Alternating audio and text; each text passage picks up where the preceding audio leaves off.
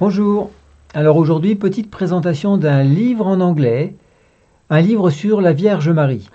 Alors cet ouvrage que vous avez devant moi est donc magnifiquement relié. Comme vous pouvez le voir, on a un très grand décor à la cathédrale sur les plats, richement orné, donc là avec la Vierge Marie au centre.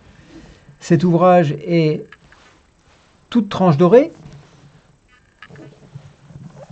Donc les trois tranches ici sont dorées, on a même des ornements sur les tranches des plats. Le dos est de même richement orné avec de magnifiques caissons, des faux nerfs, pièce de titre et le nom de l'auteur. Alors Abbé Orsini, donc cet ouvrage qui a été traduit donc en anglais, est d'abord paru en France par l'abbé Orsini. Alors, ce qui je trouve relativement intéressant dans cet ouvrage, c'est bien sûr les illustrations, puisque là, il est abondamment illustré de gravures sur acier et de lithographies. Mais l'anecdote un petit peu aussi de ce livre, c'est globalement qu'il a été édité à Boston et à Montréal. Donc, c'est un ouvrage Amérique du Nord, mais publié en Angleterre, aux États-Unis et à Montréal en même temps.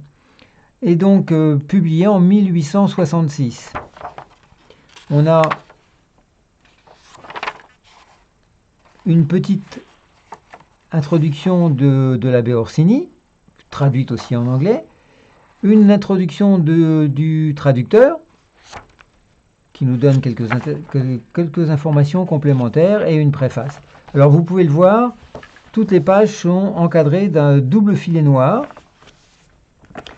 Il est quand même en très bon état, hein, comme vous pouvez le constater, il n'y a pratiquement aucune rousseur.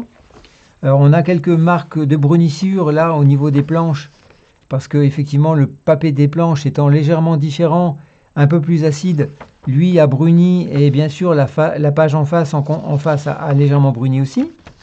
Mais bon, ça reste quand même relativement minime, hein, on a vu pire en termes de rousseur, largement.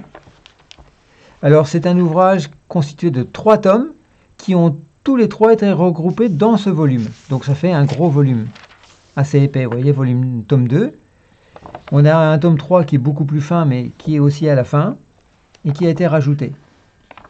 Voilà, donc bon, écoutez, un très bel ouvrage en langue anglaise, ce qui n'est quand même pas courant chez moi, puisque j'ai quand même essentiellement des ouvrages publiés en France en langue française, et des illustrations vraiment très belles, des gravures magnifiques.